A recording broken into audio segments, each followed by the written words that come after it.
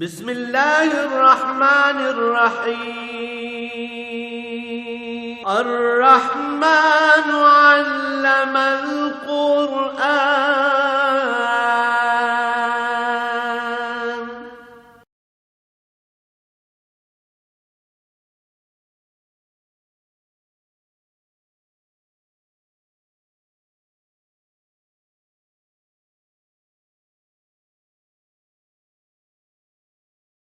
الحمد للہ رب العالمین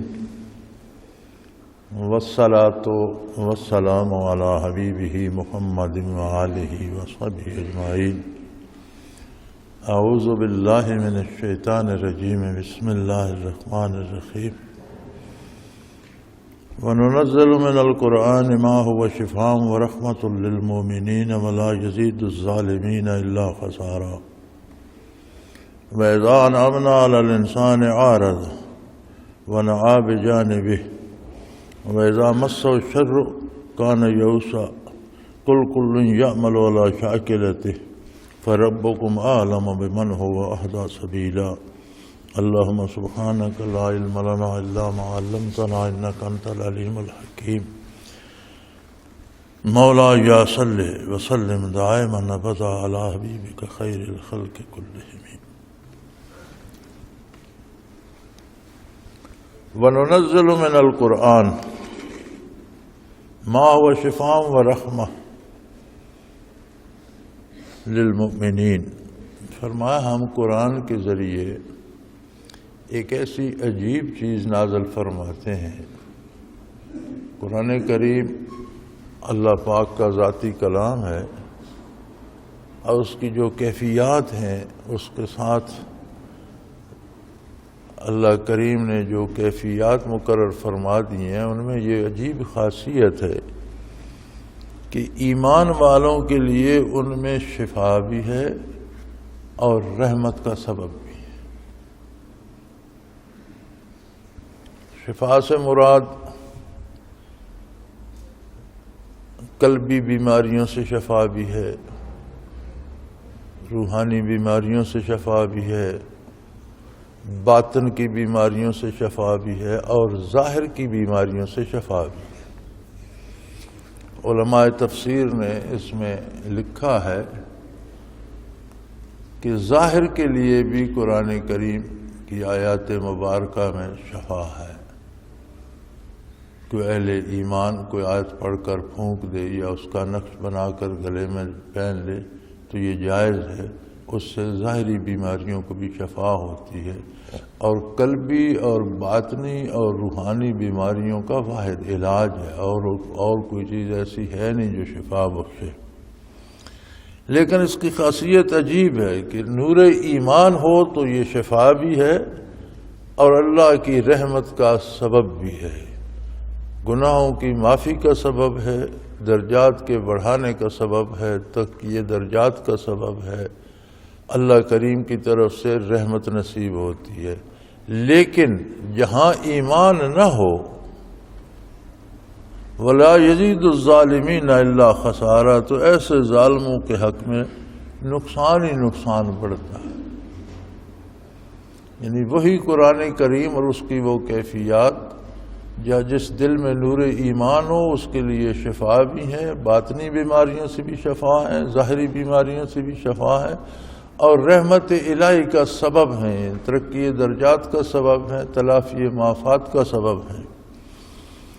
اور جہاں ایمان نہیں ہوتا تو ان کے لیے بہت نقصان دہ بھی ہیں، کیونکہ قرآن جب اس تک پہنچ گیا تو اللہ کی حجت تو اس پر تمام ہو گئی، پیغام اس کو پہنچ گیا، اب اس نے نہیں مانا تو اس کا جرم بڑھ گیا اور سزا کا مستحق ہو گیا، تو ان کے لیے سراسر نقصان بھی ہے۔ اور فرمایا انسانی مزاج بھی عجیب ہے۔ وَإِذَا أَنْعَمْنَا عَلَى الْإِنسَانِ أَعْرَضَ وَنَأَىٰ بِجَانِبِهِ۔ انسانی مزاج یہ ہے کہ جب ہم اس پر انعام کرتے ہیں، اس کی ضرورتوں کو پورا کرتے ہیں، اس کی خواہشات کی تکمیل ہوتی ہے، اسے وافر نعمتیں مل جاتی ہیں، تو تو چاہیے تو یہ کہ منعم کا شکر ادا کرے. جس نے وہ نعمتیں نہیں ہیں وہ اللہ کو بھول جاتے ہیں اور اپنی قابلیت پہ آ جاتے ہیں کہ یہ میرے لیاقت، میرے علم، میری محنت کا ثمر ہے، میں نے اتنا کما لیا، میں وزیر اعظم بن گیا، میں صدر بن گیا، میری قابلیت ہے، میں دولت مند ہو گیا، یہ میری قابلیت ہے، میرے پاس اتنی جائیداد ہو گئی ہے، میں نے جمع کی ہے. ورنہ بجانب رخ پھیر کر چل دیتے ہیں، اللہ کریم کی عظمت کو بھول جاتے ہیں اور پہلو بدل کر دوسری طرف نکل جاتے ہیں. اور اگر اللہ کی طرف سے مصیبت آ جائے، وَإِذَا مَسَّ الشَّرُّ کَانَ یئوسا، ذرا سی تکلیف آ جائے پھر ناامید ہو جاتے ہیں، پھر مرنے لگتے ہیں کہ اب کوئی ذریعہ نہیں بچنے کا، میں مر گیا ہوں، میں مر گیا. شکایتیں شروع ہو جاتی ہیں، شور شروع ہو جاتا ہے.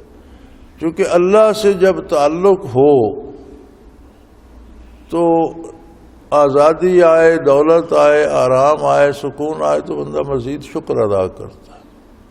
بیماری آ جائے، تکلیف آ جائے، کوئی دشمن آ جائے تو پھر اللہ سے پناہ چاہتا ہے، اللہ کی مدد طلب کرتا ہے، اللہ کریم سے حفاظت طلب کرتا ہے. تو جب ان کا رشتہ ہی اللہ سے نہیں ہے، جب کوئی نعمت آتی ہے تو اسے اپنی قابلیت سمجھتے ہیں اور اللہ کی بارگاہ سے تو منہ ہی پھیر لیتے ہیں، پہلو بدل لیتے ہیں. تو پھر جب مصیبت آ جاتی ہے تو ان کے پاس سوائے نا امیدی کے کچھ نہیں ہوتا، پھر ویسے نا امید ہو جاتے. کل یعمل علی شاکلتہ. آپ ارشاد فرما دیجئے کہ ہر شخص اپنی ثوابدید پر زندگی بسر کر رہا ہے.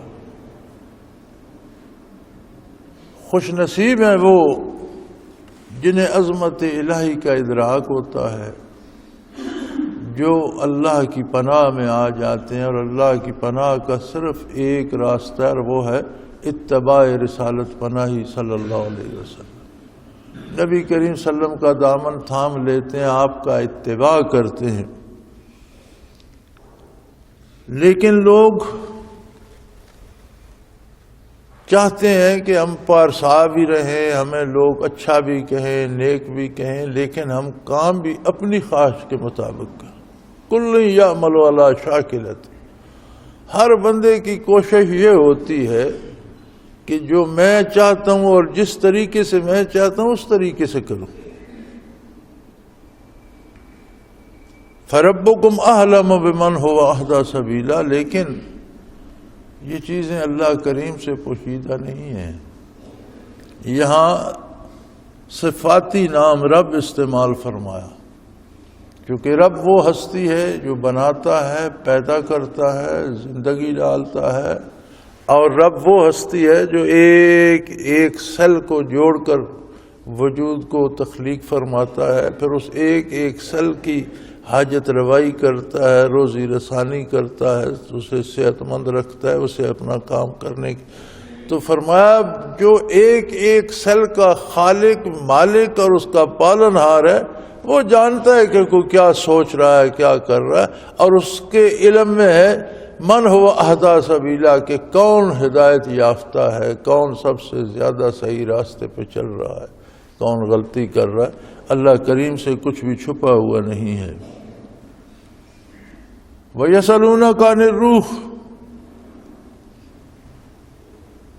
یہ بجائے اس کے کہ قرآن کی حقانیت پر ایمان لاتے، اپنی خواہشات کے مطابق زندگی بسر کرنے کی بجائے احکام نبوی علیہ صاحب الصلاۃ والسلام کے مطابق زندگی بسر کرتے، خواہشات کو قربان کرتے، اتباع رسالت کرتے، اطاعت الہی اختیار کرتے، یہ بجائے ماننے کے انہیں اعتراضات سوچتے.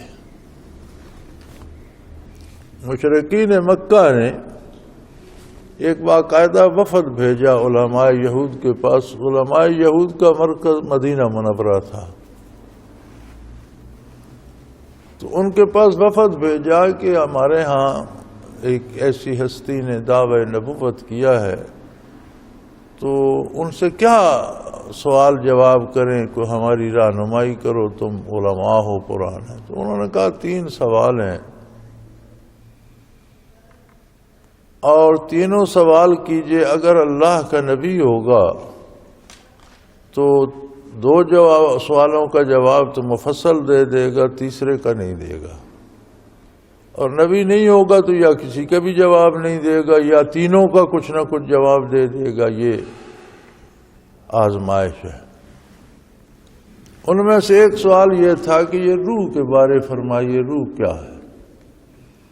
یہ آتی کدھر سے ہے، چلی کدھر جاتی ہے، کس طرح زندگی روح سے عبارت ہے، اور روح چلی جائے تو بندہ مر جاتا ہے، یہ پھر کیسے آئے گی اور پھر کیسے زندہ ہوگا، اس کی حیثیت کی اصل کیا ہے، یہ کہاں سے آئی اور اس کا طریقہ کیا ہے، کتنی روحیں آگے روحوں سے پیدا ہوتی ہے، یہ کیسے آتی ہے، جس طرح ہر جاندار اپنی نسل بڑھاتا ہے، اس کی بھی کوئی نسل ہے، کیا ہے، اس کے بارے تفصیل ارشاد فرمائیں۔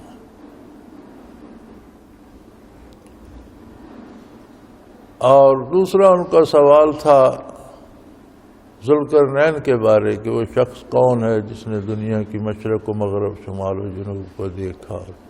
تیسرا غالباً اصحاب کہف کے بارے تھا۔ تو نبی صلی اللہ علیہ وسلم نے دو سوالوں کے جواب تو مفصل دیے جن کی تفصیل قرآن کریم میں موجود ہے، اور روح کے بارے اجمالاً آپ نے فرمایا قل الروح من امر ربی۔ یہ آپ سے یسألونک عن الروح، روح کے بارے سوال کرتے ہیں، انہیں فرما دیجئے کہ روح میرے پروردگار کے امر میں سے۔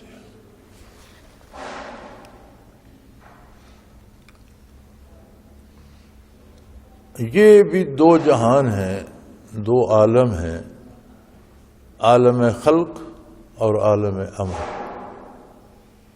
جیسے دنیا اور آخرت دو جہان ہیں، لیکن جنت، دوزخ، عرش، فرش، ساری چیزیں اللہ کی مخلوق ہیں۔ دنیا بھی اور جنت دوزخ بھی یہ سارا خلق میں آتا ہے، عالم خلق ہے، یہ تخلیق فرمائی گئی چیزیں۔ جہاں تخلیق کی حد ختم ہوتی ہے، مخلوق کی حد ختم ہو جاتی ہے، وہاں امر ہے، عالم امر۔ وَلَهُ الْخَلْقُ وَالْأَمْرُ، اللہ ہی کے لیے ہے عالم خلق بھی اور عالم امر بھی۔ عالم امر تجلیات الہی کا اور مرضیات الہی کا عالم ہے، جہاں عالم خلق کی حدود ختم ہو جاتی ہیں، اس سے آگے عالم امر شروع ہوتا ہے۔ اب اتنا ارشاد فرمایا گیا کہ روح عالم خلق کی چیز نہیں کہ تم پوچھنا چاہتے ہو اس کا قد کاٹ کیسا ہوتا ہے، اس کی شکل کیسی ہوتی ہے، یا وہ اس کا توالد و تناسل ہوتا ہے، شادیاں کرتے ہیں آگے نسل پیدا ہوتی ہے، یا کہاں سے آتی ہے، یا موت کے بعد کہاں چلی جاتی ہے، اس کا ٹھکانہ کہاں، یہ کیا ہوتا ہے سب۔ تو فرمایا یہ عالم امر میں سے ہے، عالم خلق میں سے ہے ہی۔ تمہارے علوم عالم خلق کا احاطہ نہیں کر سکتے، کسی کے پاس کوئی علم ہے، کسی کے پاس کوئی، اور وہ بھی محدود ہے، تھوڑا ہے۔ پچھلے دنوں مغرب کے سائنٹسٹ بحث کر رہے تھے اس بات پر کہ سائنس بڑی ترقی کر گئی اور سائنس نے وجود انسانی میں مختلف سیلوں میں تبدیلی تک کا کر لیا، دل کو بدل دیتے ہیں، آنکھیں تبدیل کر دیتے ہیں، لگا لیتے ہیں، یہ اعضاء کی پیوند کاری کر لیتے ہیں، یہ ہوتا ہے وہ ہوتا ہے، اور پھر آسمانوں ستاروں کے بارے اور فلاں ستارے کی کیا کیفیت ہے، فلاں سیارے کی کیا، یہ بہت ترقی کر گئی ہے۔ تو سائنٹسٹ کہہ رہا تھا کہ اگر ہم نے بہت زیادہ بھی جان لیا ہوگا تو ہو سکتا ہے 10% تک ہم جان گئے ہوں، علوم تو آگے پڑھیں۔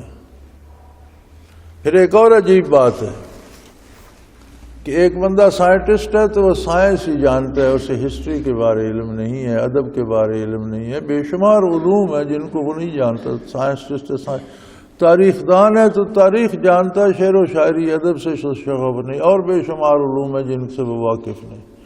تو ایک ایک علم کا بھی کوئی جزئی سا حصہ ہوتا ہے ہر ایک بندے کے پاس۔ اور یہ عالم ہے، عالم خلق کے علوم کا بھی تمہارے پاس کسی ایک علم کا کوئی جز ہوتا ہے. کوئی نہیں کہہ سکتا کہ یہ علم کلی طور پر مکمل ہو گیا، میں جانتا ہوں، یہ کوئی دعویٰ بھی نہیں کرتا. تو جب تم عالم خلق کو نہیں سمجھ پاتے تو عالم امر تمہاری سمجھ میں کیسا آئے گا؟ عالم امر کی بحث تم سے کون کرے؟ وہ تو تمہارے بس کی بات ہی نہیں. وَمَا أُوتِيتُم مِّنَ الْعِلْمِ إِلَّا قَلِيلًا، تمہارا علم تو بہت تھوڑا ہے، بہت محدود ہے. مادی چیزوں کے بارے بھی تم مکمل نہیں جانتے، اور کوئی ایسا بندہ دنیا میں نہیں ملتا جو ہر چیز کے بارے جانتا ہو. جتنے آپ کو ماہرین بھی ملتے ہیں، ہر ماہر ایک شعبے کا ماہر ہوتا ہے اور اس کو بھی مکمل طور پر نہیں جانتا، اس کا علم بھی جزئی ہوتا ہے.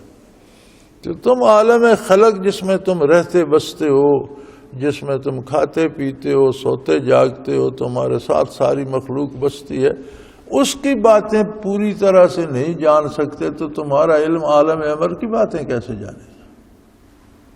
ہاں، عالم امر کی خبر انبیاء علیہ السلام کو ہوتی ہے نور نبوت سے، اور ان کے خالص اور سچے متبعین اولیاء اللہ باتباع نبی من جانب اللہ اگر ان باتوں سے آگاہ کر دیے جائیں تو یہ کوئی اس میں استعباد نہیں، یہ ممکن ہے، یہ ہو سکتا ہے، یہ درست ہے.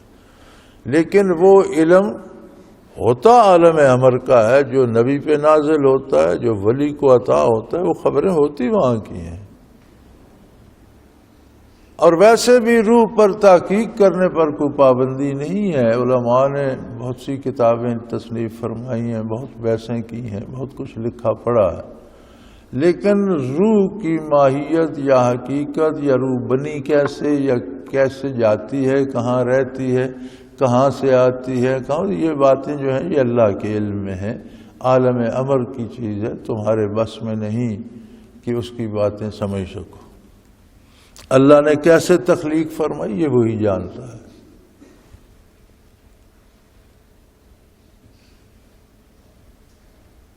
وَلَئِنْ شِئْنَا لَنَذْهَبَنَّ بِالَّذِي أَوْحَيْنَا إِلَيْكَ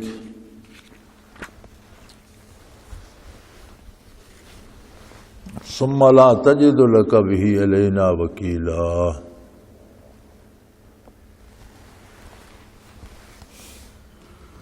اللہ کریم ہمیں سمجھ دے اور شعور دے. قرآن کریم اللہ کی دی ہوئی اتنی بڑی نعمت ہے کہ جو اللہ کا ذاتی کلام ہے، جس کی کیفیات اور تاثیرات اور جس کی نعمتوں کا کوئی شمار نہیں ہے، اور جس سے پھر جانے پر جو عذاب ہوں گے اس کی کوئی حد نہیں ہے. اور فرمایا جب اس کی ناقدری کرتے ہو تم لوگ، زندگی بھر تمہیں فرصت نہیں ہوتی کہ قرآن کو پڑھ سکو، اس کے معنی کو جاننے کی کوشش کرو، جو وہ سمجھاتا ہے اس بات کو سمجھنے کی کوشش کرو، اور اس کو حرز جان بناؤ، اس کو اپنا وظیفہ بناؤ، اس پر عمل کرو. جب تم اتنی ناقدری کرتے ہو لوگوں، کبھی تم نے یہ سوچا کہ وہ چاہے تو یہ ساری وحی الہی اٹھا لے؟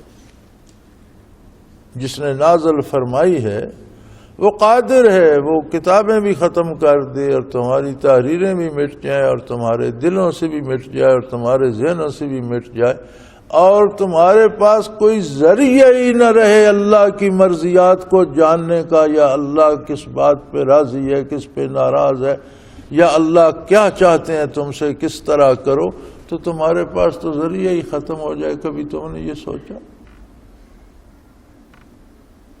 یہ تو اس کا کرم ہے کہ ایک عاجز انسان، بے بس مخلوق، اس کا بندہ جو ہمہ وقت محتاج ہے روزی کا، صحت کا، ہر چیز کا، سانس کے آنے جانے کا، دل کی دھڑکن کا، وہ اتنی جرأت کرے کلام الہی کو ماننے کی بجائے اس پر اعتراضات کرے، خود سری کرے، اپنے نفس کے مطابق، خواہشات نفس کے مطابق زندگی بسر کرے. تو کبھی تم نے یہ سوچا کہ وہ قادر اگر اپنا کلام اٹھا لے تو تم کیا کر لو؟ آج تو تم اگر زندگی بھر بھی بھٹکے رہے ہو تو تمہارے پاس ہدایت کا ذریعہ تو ہے، قرآن کی پناہ میں آ جاتے ہو، قرآن کا دامن تھام لیتے ہو تو ساری زندگی کے گناہ معاف ہو جاتے ہیں، اللہ تم پر رحم فرما دیتا ہے۔ کبھی یہ بھی سوچا کہ جو ناقدری کرتے ہو اگر اس سے ناراض ہو کر اللہ یہ ساری وہی اٹھا لے پھر کیا کرو گے؟ کہاں جاؤ گے؟ کس سے پوچھو گے؟ ثم لا تجد لک بھی علینا وکیلا، اور پھر اسے واپس لانے کے لیے کوئی تمہارا ساتھی اور کوئی مددگار بھی نہیں۔ کون ہے جو پھر اسے واپس لا سکتا ہے؟ اگر اللہ کریم سلب کر لے تو کون ہے جو پھر اسے واپس لا سکتا؟ کبھی یہ سوچا تم نے؟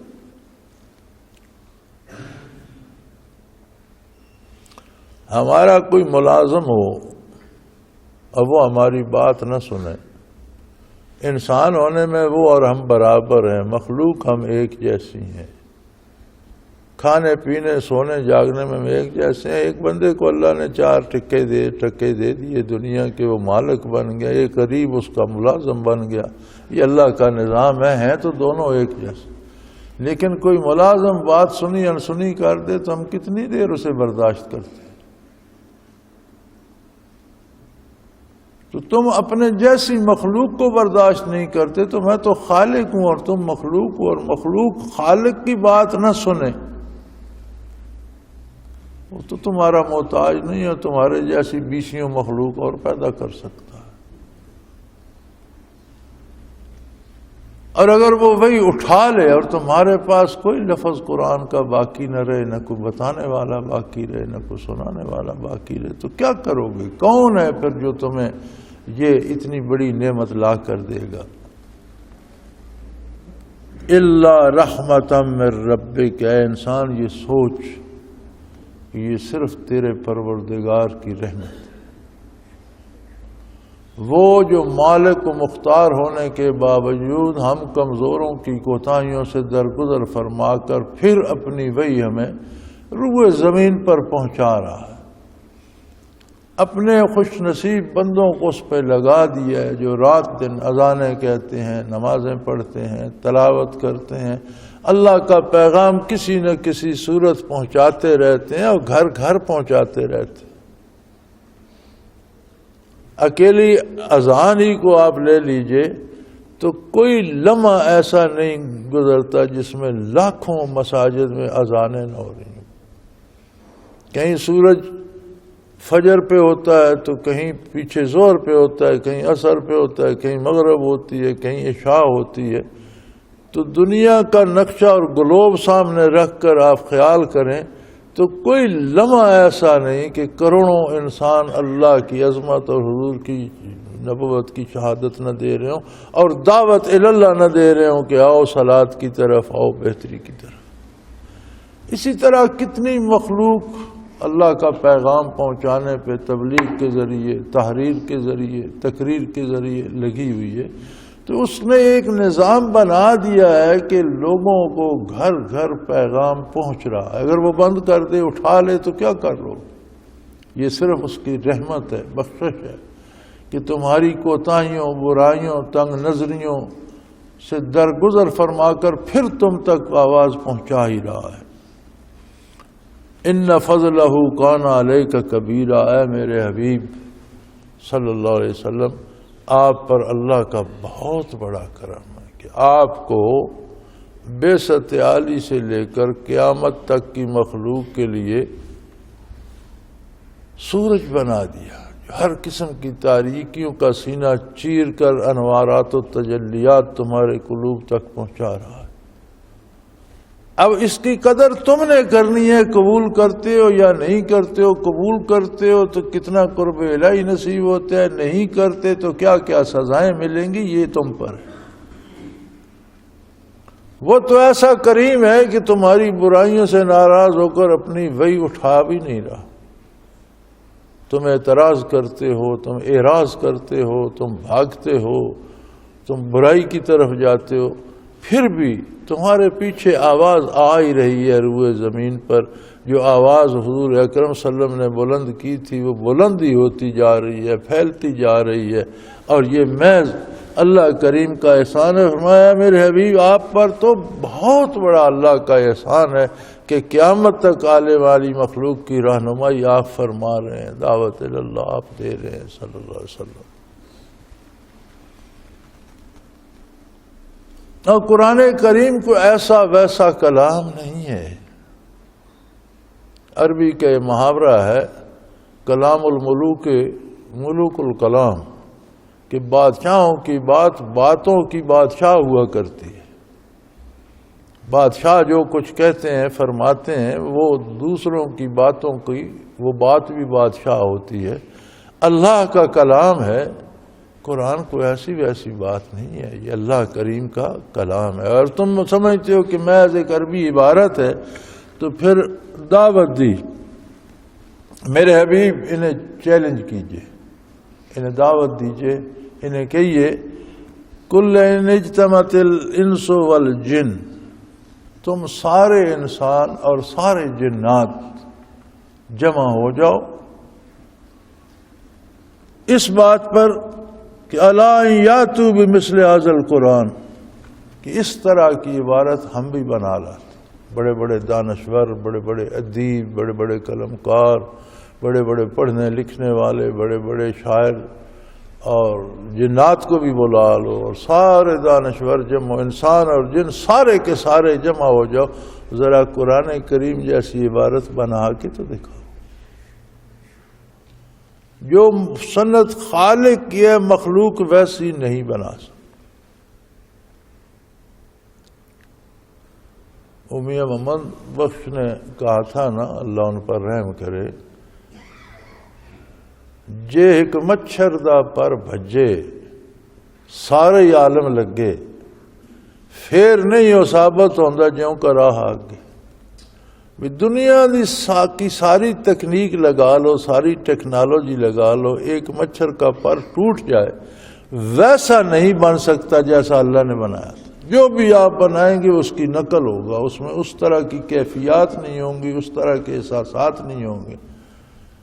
جو بھی بنائیں گے نقل ہی ہوگا، اس جیسا اصلی نہیں بنا سکتے۔ تو جو مخلوق ایک مچھر کا پر نہیں بنا سکتی، وہ قرآن کریم جیسی عبارت کہاں سے لائے گا؟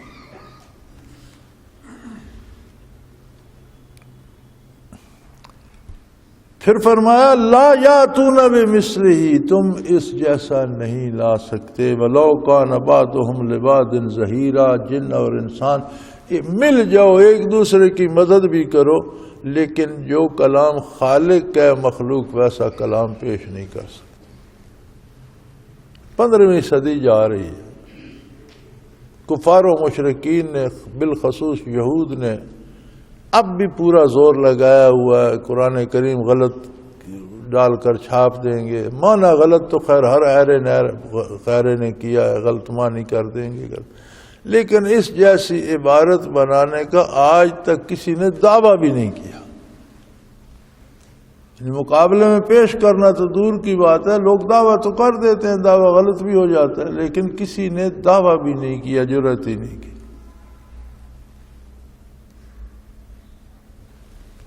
اب ایسے عظیم الشان کلام کو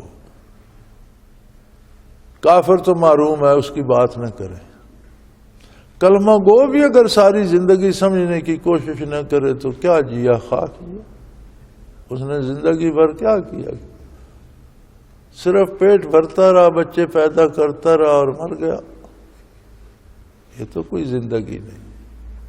اتنا عظیم الشان کلام اور اتنا عظیم الشان رسول صلی اللہ علیہ وسلم لانے والا، اللہ جل شانہ اپنا ذاتی کلام بھیجنے والا، تو یار کچھ تو سمجھنے کی کوشش کرو، کچھ تو اپنے آپ کو اس کے مطابق بدلنے کی کوشش کرو۔ قرآن کو اس نظر سے پڑھو کہ میرا پروردگار مجھ سے مخاطب ہے، مجھ سے بات کر رہا ہے۔ ہم قرآن پڑھتے ہیں، یہ وہ کافر کے حق میں آیت ہے، یہ فلاں صحابہ کے حق میں خوشخبری ہے۔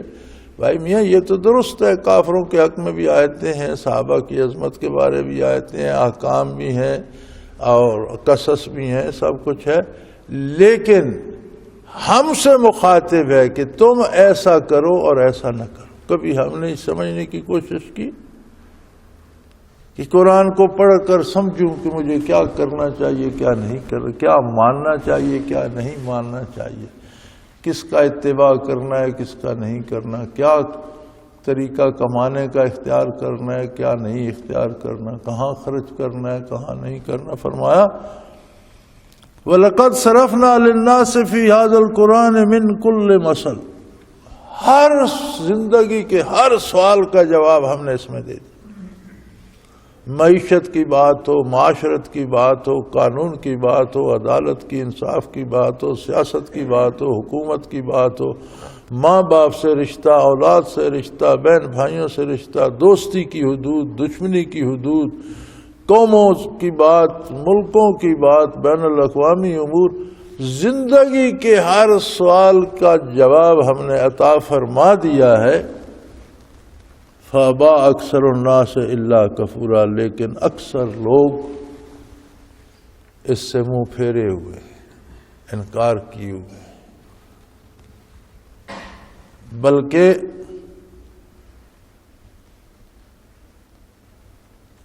انکار کر دیتے. عدم توجہ بھی ایک بہت بڑا جرم ہے, لیکن کم از کم بندہ یہ مانتا تو رہے کہ جو قرآن کہتا ہے وہ سچ ہے. اگر میرا عمل اس کے خلاف ہے تو میں گناہگار ہوں, میں غلطی پر. یہ ماننے کا حوصلہ بھی نہیں رکھتے. کہتے ہیں جو میں کر رہا ہوں یہ سچ ہے, یہ مولوی فتوے دیتے رہتے ہیں, میں جو کر رہا ہوں وہی ٹھیک.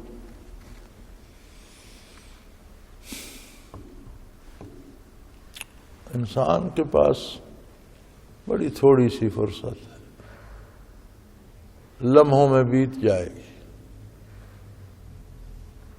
ذرا خود بندہ اندازہ کر لے کہ آج ہمیں کوئی کہے جی مجھے یہ چیز دے دو, میں 50 سال بعد دے دوں گا. بندے گھبرا جاتے کہ 50 سال تک کون ہوگا کون نہیں ہوگا, بھائی میرے پاس ہے. لیکن جن کے 50 سال گزر چکے ہیں ذرا پیچھے مڑ کے دیکھو کتنی دیر ہوئی ہے. جن کے 70-80 بیت چکے ہیں وہ سمجھتے ہیں کل کی بات تھی, ہم سکول جاتے تھے, کل کی بات تھی, فلاں بندہ بھی تھا, کل تھی, فلاں تھا. کوئی دیر نظر آتی ہے گزری عمر میں؟ یہ آنے والی بھی ویسے ہی ہمیں بڑی لگتی ہے, یہ بھی اسی طرح نکل جاتی ہے. پل بھر کا میلہ ہے دنیا کا, اور آخرت سامنے آ جاتی ہے. اور آخرت قرآن اور اللہ کے نبی اور رسول اور اللہ کے حکم کی اطاعت کے بغیر آخرت نہیں بنتی.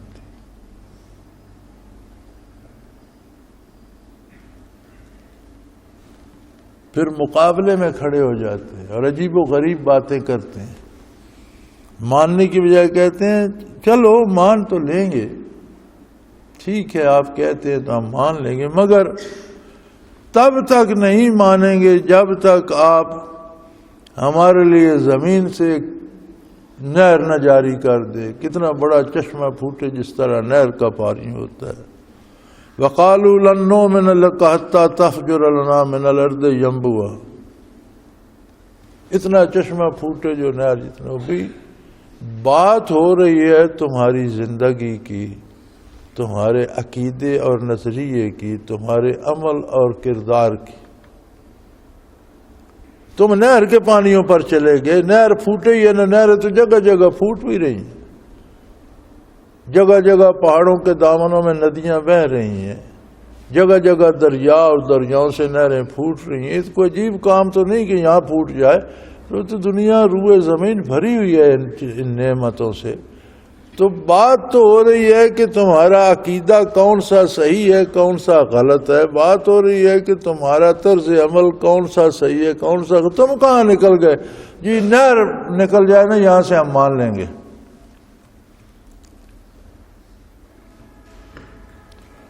او تکون لک جنت من نخیل وعنب فتفجر الانہار خلالہا تفجیرا. یا پھر ہمارے لیے نہر نہ صحیح تو کم از کم آپ تو اللہ کے رسول ہیں, آپ کے لیے تو باغات کھل جائیں جہاں آپ رہتے ہیں, اور ان باغات میں طرح طرح کے پھل ہوں, اور نہریں بہ رہی ہوں اور ان میں آپ کے لیے کوئی محلات بن جائیں تو پھر ہم مان لیں گے کہ آپ اللہ کے رسول ہیں۔ یہ کفار کا سب سے پہلا بڑا اعتراض تو یہ ہوتا تھا کہ آپ بھی ہماری طرح انسان ہیں، ہم آپ کو کیسے رسول مان لیں؟ اگر اللہ کو رسول ہی بھیجنا تھا تو کوئی فرشتہ ہوتا۔ تو یاد رکھیں، بشریت نبوت کا انکار نبوت کا انکار ہے، چونکہ نبوت سوائے بشر کے کسی دوسری مخلوق کو عطا ہی نہیں۔ ہم حضور کی بشریت کا انکار کیوں کر دیتے ہیں؟ ہم سمجھتے ہیں ہم بشر ہیں، حضور ہمارے ہی جیسے بشر۔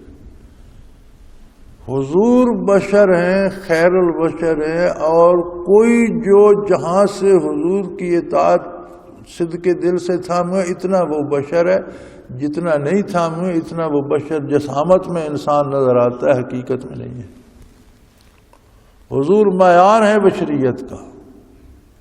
حضور کی بشریت تو وہ ہے کہ آپ اسے جسد عالی سمیت عرش عظیم اور اس سے آگے تک جہاں رب نے چاہا تشریف لے گئے، آپ اسی وجود، اسی بشری وجود سے جنت و دوزخ کا اور برزخ کا مشاہدہ فرمائے۔ کون ہے جو یہ کر سکتا ہے؟ دنیا میں واحد ہے پوری مخلوق میں آپ صلی اللہ علیہ وسلم، جن کی بشریت اتنی منزہ، مصفہ اور اس قدر روشن ہے۔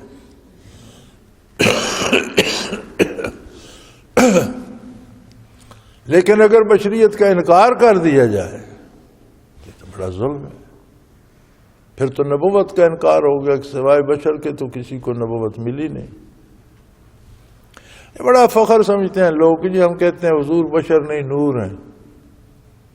بھئی نور دو طرح سے ہے، ایک نور تو وہ ہے جو اللہ کی ذات ہے، خالق ہے، وہ تو واحد ہے، لا شریک ہے، غیر منقسم ہے۔ دوسرا نور وہ ہے جیسے نوری مخلوق فرشتے ہیں، نوری عالم ہے، تو یہ سارے تو مخلوق ہیں۔ تو مخلوق جو نور ہے، اب اعلیٰ ترین فرشتے حضور کے خادم ہیں،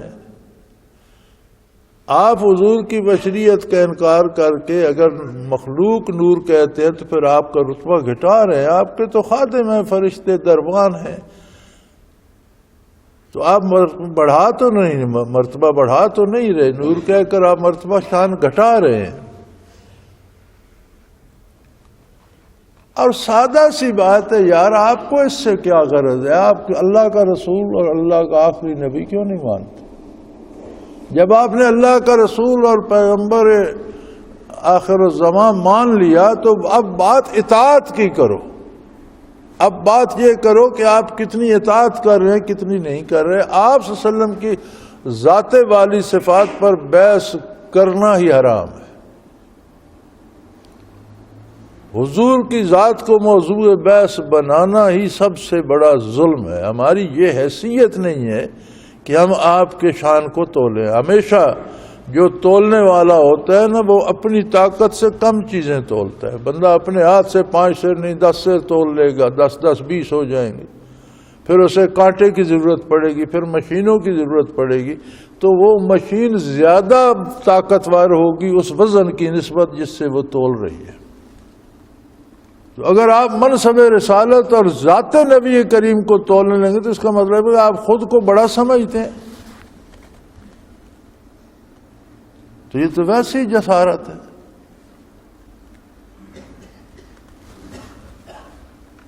اور فرمایا نہریں بھی بہہ رہی ہیں، باغات بھی دنیا زمین پر لگے ہوئے ہیں۔ یہ ساری وہ چیزیں ہیں جو پہلے ہو رہی ہیں، کوئی ایسی چیز تو نہیں ہے جو روح زمین پر پائی نہیں جاتی۔ پھر انبیاء علیہ الصلاۃ والسلام کا کمال یہ نہیں ہوتا جس طرح بادشاہ یقیناً محلات میں رہتے ہیں، بڑی پوشاکیں پہنتے ہیں اور ان کی بڑی جاگیریں ہوتی ہیں۔ فرمایا اللہ کا نبی مکمل انسان ہوتا ہے، اللہ کے حکم کے مطابق زندگی بسر کرتا ہے، اور اللہ کے نبی کی زندگی عام آدمی کی زندگی ہوتی ہے، اس لیے ہر بندہ آپ کے اتباع کا مکلف ہے۔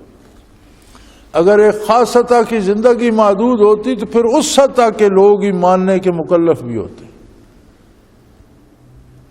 اور یہی سب سے بڑا کمال ہے. اور یہاں تو اولیاء اللہ کے بارے بڑی غلط فہمی ہے نا. جو پاگل ہو جائے وہ ولی ہو جاتا ہے, جو کپڑے اتار دے وہ بھی ولی ہو جاتا ہے. یہ ولی ہوتے ہیں, یہ کھاتے پیتے کچھ نہیں, یہ ننگ دڑنگ پڑے رہتے ہیں, یہ جنگلوں میں پائے جاتے ہیں. وہ انسان نہیں ہیں, جانور ہیں, جنگلوں میں پائے جاتے ہیں.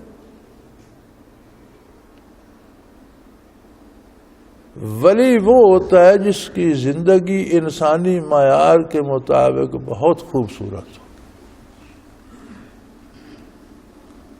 اولیاء اللہ کا کمال یہ ہوتا ہے کہ وہ انسانی زندگی کو حضور کے اتباع میں ڈھال کر بہت متوازن کر لیتے اور عام آدمی کی زندگی جیتے. اور یہی کمال ہوتا ہے, یہ برقعے پہن لینا اور حلیے بنا لینا اور چھپ کر بیٹھنا. اور یہ کوئی ولایت کی اصول نہیں ہے. جتنا کوئی کامل ہوگا اتنا وہ عام عموم پہ آ جائے گا, عوامی سطح پہ آ جائے گا. جیسے وہ اس بارے میں وہ فارسی کا ایک مصرع کہتے ہیں کہ چوں بمنزل میر صد اسوار پیادہ می شود, کہ جب کوئی اپنی منزل پر پہنچ جاتا ہے تو وہ سواری سے اتر کر پیدل ہو جاتا ہے.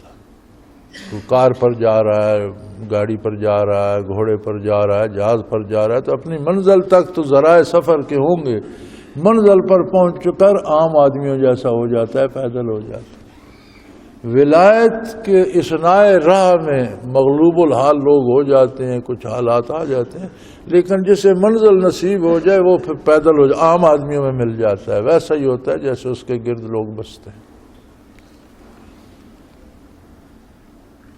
یا پھر اگر آپ یہ معجزات ظاہر نہیں فرماتے, کوئی نہر نہیں نکالتے یہاں سے, کوئی محل نہیں بناتے, کوئی باغ نہیں لگاتے جن میں نہریں بہ رہی ہوں, تو پھر ایسا کرے وہ تس کے تسما کما زامت علینا کسفا کسفا اوتات یہ باللہ والملائکۃ قبیلہ. اگر یہ سب نہیں کرتے تو پھر آسمان کا کوئی ٹکڑا ہم پر گرا دیجیے. اور یہ بھی نہیں کرتے تو پھر اللہ کو اور فرشتوں کو ہمارے سامنے لے آئیے. انسان کی گستاخیوں کی حد دیکھیے. ایک معمولی سی مخلوق جس کو ذرا سا کانٹا لگ جائے تو ناپاک ہو جاتی.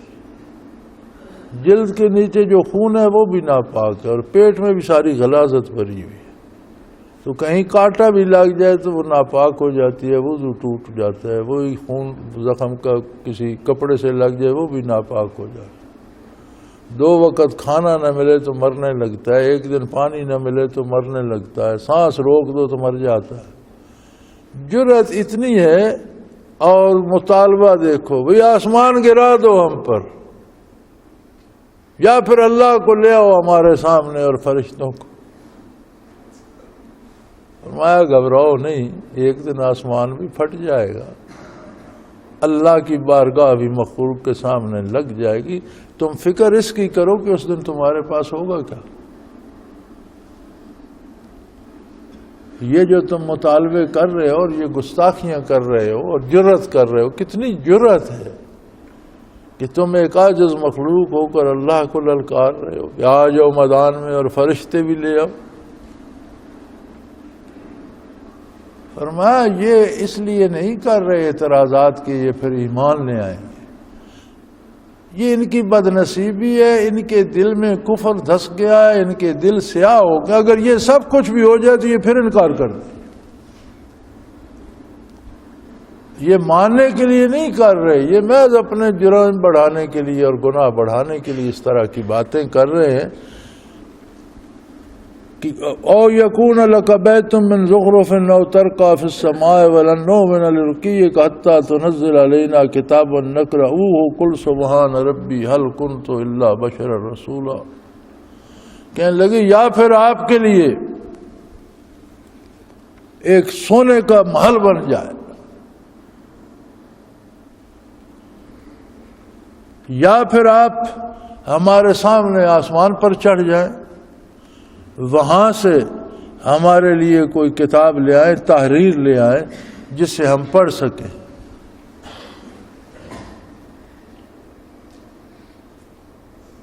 اللہ کریم نے کتنا خوبصورت چھوٹا سا جواب ارشاد فرمایا، میرے حبیب ان سے کہہ دے، فرما دیجئے حل کنت الا بشر الرسولا، او بے وقوف ہو، میں کوئی خدا ہونے کا دعویٰ نہیں کر رہا، میں بھی انسان ہوں، میں بھی بشر ہوں، میرے ساتھ وہ باتیں کرو جو بشر کی قوت میں، میرے ساتھ ایمان و یقین کی بات کرو، میرے ساتھ کردار کی بات کرو۔ میرا کردار تمہارے سامنے ہے، 40 سالہ زندگی مبارک قبل از نبوت بھی تمہارے سامنے ہے، اور جب سے اعلان نبوت کیے تب سے میں تمہارے میں رہ رہا ہوں۔ میرے ساتھ بات کرو، کوئی ایسی بات مجھے بتاؤ جو معیار انسانیت سے گری ہوئی ہو۔ یہ باتیں جو تم کر رہے ہو یہ اللہ کی قدرت کاملہ کے اختیار میں، اور میں نے کبھی اللہ ہونے کا تو دعویٰ نہیں کیا۔ یہ تم عجیب عجیب اعتراض کر رہے ہو۔ تو کتنا خوبصورت جواب دیا اللہ نے، فرمایا میرے حبیب آپ ان سے کہہ دیجئے حل کنت الا بشر الرسولا، میں بشر ہوں، انسان ہوں، اس کے ساتھ اللہ کا رسول ہوں، یہ مجھ پر اللہ کا کرم۔ کھانا پینا، سونا جاگنا، گرمی سردی، صحت بیماری، میں بشر ہوں، میرے ساتھ بھی سب کچھ ہے جیسا ہر بشر کے ساتھ۔ ہاں میری شان یہ ہے کہ میں اللہ کا رسول ہوں، اور رسول کا کام ہوتا ہے کہ جس کا رسول ہے اس کی بات ان مخاطبین تک جن تک وہ پہنچانا چاہتا ہے پہنچا دے۔ میری شان یہ ہے، میرا مقام یہ ہے، میرا فریضہ یہ ہے کہ میں تم تک اللہ کی بات، خالق کی بات مخلوق تک پہنچا دوں۔ اس پر مجھ سے بات کرو، اس میں کوئی کمی ہے؟ کسی سوال کا جواب تمہیں نہیں ملا، یا جو میں تم سے کہتا ہوں کیا میں ویسا کرتا نہیں ہوں؟ پھر تو تم اعتراض کر سکتے ہو کہ ہمیں تو آپ کہتے ہیں یہ کریں، آپ ایسا نہیں کرتے۔ مجھ سے انسانی دائرے کے اندر رہ کر بات کرو۔ میں نے اپنے انسان ہونے کا اعلان کیا ہے، اللہ ہونے کا نہیں کیا، خدا ہونے کا دعویٰ نہیں کیا۔ تو یہ جتنی باتیں تم کر رہے ہو یہ اللہ کے قبضہ قدرت میں ہے، اور ان میں سے کوئی بھی ایسی بات نہیں جو روئے زمین پر واقع نہ ہوئی ہو۔ لوگوں پر آسمان پھٹ پڑے، پانی برسے، لوگوں پر آسمان سے آگے برسیں، لوگوں پر آسمانوں سے پتھر برسے، لوگوں نے سونے کی جنتیں نمرود نے بنائیں۔ تم تو ایک محل کہہ رہے ہو، اس نے پوری جنت بنائی سونے کی۔ یہ سارے واقعات، نہریں بھی دنیا میں لوگوں نے کھودی، باغات بھی لگائے، اور آسمان سے غضب الہی بھی نازل ہوا، سونے کے محلات بھی لوگوں نے بنائے۔ تو یہ تو کوئی ایسی انوکھی بات تم نہیں کر رہے جو ہاں تم کہہ رہے ہو اللہ آ جائے اور فرشتے آ جائے، اللہ بھی تشریف لائے گا، فرشتے بھی آئیں گے، اس کے بارگاہ میں حاضر ہوں گے، یہ بھی ایک دن ہو گئی۔ وہی تو میں تمہیں بتا رہا ہوں کہ ایسا بھی ہوگا۔ تم سوچو یہ کہ جب ایسا ہوگا تو تمہارے دامن میں کیا ہوگا، تم کیا کرو گے؟ قل سبحان ربی، فرما دیجئے میرا پروردگار پاک ہے، یہ چاہے کر سکتا ہے۔ اور یہ کوئی تم نے نئی بات نہیں، یہ تو سب کچھ دنیا میں ہو رہا ہے جس کا تم مطالبہ کر رہے ہو۔ اس کی قدرت کاملہ سے پہلے یہ سب باتیں ہو رہی ہیں۔ رہی میری بات، ہل کنت الا بشر رسولا، میں تو ایک انسان ہوں اور اللہ کا رسول ہوں۔ ان دو باتوں پر مجھ سے بات کر لو۔ میری انسانیت میں کہیں تمہیں کوئی خامی، کوئی نقص، کوئی عیب نظر آئے، مجھ سے بات کرو کہ بھی آپ دعویٰ تو نبی ہونے کا کرتے ہو، آپ میں یہ نقص ہے۔ حضرت رحمت اللہ تعالیٰ نے اس پہ بیان فرمانے لگے کہ مرزا قادیانی نے دعویٰ تو نبوت کا کیا، اس نے یہ خیال نہیں رکھا کہ کتنا بڑا دعویٰ کروں اور میرا کردار کیا ہے۔ اس کا کردار تو پڑھ کر کیا آ جاتی ہے، اس کی داستان حیات پڑھو تو اتنا گھٹیا کردار ہے اور اتنا بڑا دعویٰ، اسے یہ شرم بھی نہیں آئی۔ اور حضرت کی بات ٹھیک تھی اس کی سوانح حیات پڑھیں تو آدمی پریشان ہو جاتا ہے، یار یہ انسان بھی ہے کہ نہیں۔ میرے ایک دوست کو انہوں نے کتابیں دی، اس نے مجھ سے بات کی کہ مجھے مرزائیوں نے کتابیں دی ہیں کہ یہ پڑھیں اور دیکھیں اور ہماری بات بھی سنیں۔ میں نے کہا یار کدھر تم پھنسے رہو گے، اگر وہ تمہیں کوئی فقہ کے بارے دیں گے یا تفسیر دیں گے یا حدیث کی باتیں، اس میں کہاں پھنسے رہو گے؟ تم پہلے مرزا صاحب کی زندگی کے حالات پڑھو۔ کہنے لگا ایسا ہی کروں گا۔ اس نے ان سے مانگی وہ کتاب کہ ان کی زندگی پر جو کتاب ہے وہ پتہ نہیں ساری پڑھی ہے کتنی پڑھی، پڑھ کر کہنے لگا یہ تو انسان ثابت نہیں ہوتا، ایسے نبی کون مان، یہ تو شریف آدمی نہیں، یہ دعویٰ نبوت کا لیے پھرتے ہیں تو اس کا تو کردار اسے انسان بھی، یہ تو بڑا گھٹیا ہے، انسانیت سے بھی گرا ہوا ہے۔ میں نے کہا تمہارا مسئلہ جلدی حل ہو گیا، بجائے فقہی بحثوں میں پڑے رہتے اور حدیث شریف پر بات کرتے رہتے۔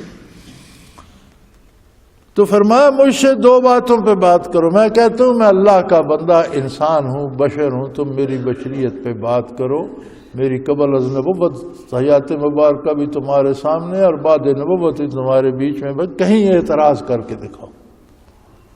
میں کہتا ہوں میں اللہ کا نبی ہوں، تم دنیا اور آخرت کا کوئی سوال میرے سامنے لاؤ، میں اللہ سے اس کا جواب لے کر تمہیں پہنچا دیتا ہوں۔ ان باتوں میں میرے ساتھ ہو، یہ کرنا نہریں بنانا، محل بنانا، جنتیں بنانا، یہ اللہ کا کام ہے، وہ جانے اس کا حل۔ سبحان ربی، وہ پاک، وہ جو چاہے کر سکتا ہے، وہ کسی چیز سے عاجز نہیں ہے۔ حل کنت الا بشر رسولا، میں تو اللہ کا رسول ہوں اور بشر ہوں۔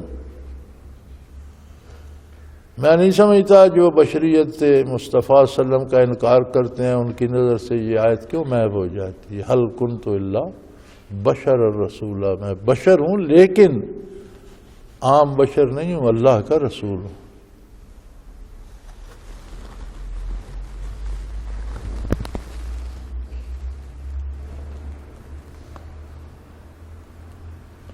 اور اللہ کریم فرماتے ہیں کہ یہ بشر ہونا ان کے لیے بڑی مصیبت بن گیا ہے۔ وَمَا مَنَعَ النَّاسَ أَن يُؤْمِنُوا إِذْ جَاءَهُمُ الْهُدَىٰ إِلَّا أَن قَالُوا وَبَعَثَ اللَّهُ بَشَرًا رَسُولًا۔ فرمایا ان کے بھٹکنے کا ایک بڑا سبب یہ بھی ہے کہ جب ان کے پاس ہدایت آتی ہے، اللہ کا کلام آتا ہے، دعوت الہی آتی ہے، تو جب یہ سنتے ہیں حضور اکرم صلی اللہ علیہ وسلم کی زبان مبارک سے، تو یہ پہلے کافر بھی جب انبیاء ان کو پیغام پہنچاتے تھے تو وہ کہتے کمال ہے یار، ہمارے جیسے آدمی ہو، تم بھی کھاتے پیتے ہو، شادی کرتے ہو، سوتے جاگتے ہو، صحت مند ہوتے ہو، بیمار ہوتے ہو، دھوپ چھاؤں لگتی ہے، گرمی سردی تو پھر تم نبی کیسے ہو گئے؟ کیا بشر نبی ہو گیا؟ یہی بات یہ بھی کہتے ہیں، ان کے لیے یہ بڑی رکاوٹ بن گئی ہے۔ کہتے ہیں ابعث اللہ بشر رسولہ، کیا اللہ نے ایک بشر کو، ایک انسان کو رسول بنا دیا؟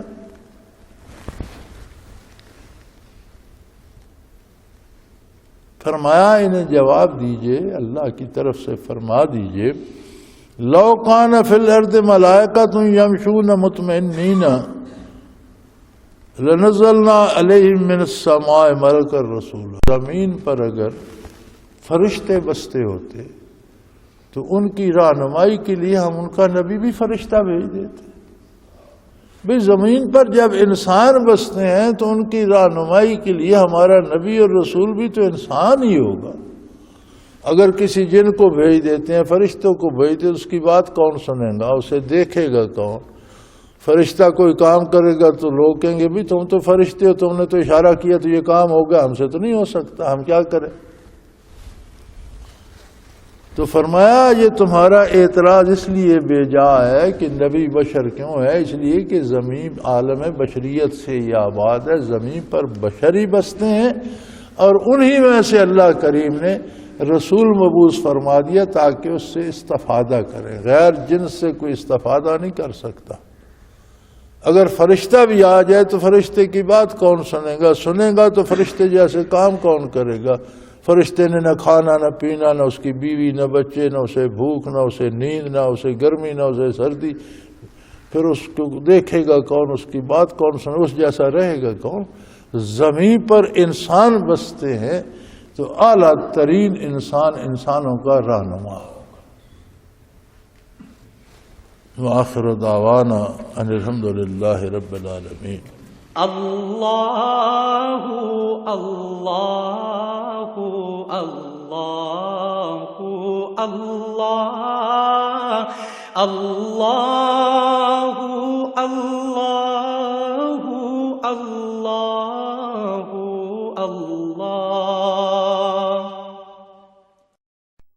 حضرت امیر محمد اکرم آوان مد ظلہ العالی دارالعرفان منارہ ضلع چکوال میں سالہ سال سے قرآن و حدیث کے اوپر خطابات کر رہے ہیں اور سلسلہ نقشبندیہ اویسیہ کے مطابق لوگوں کو ذکر الہی کی تربیت دے رہے ہیں۔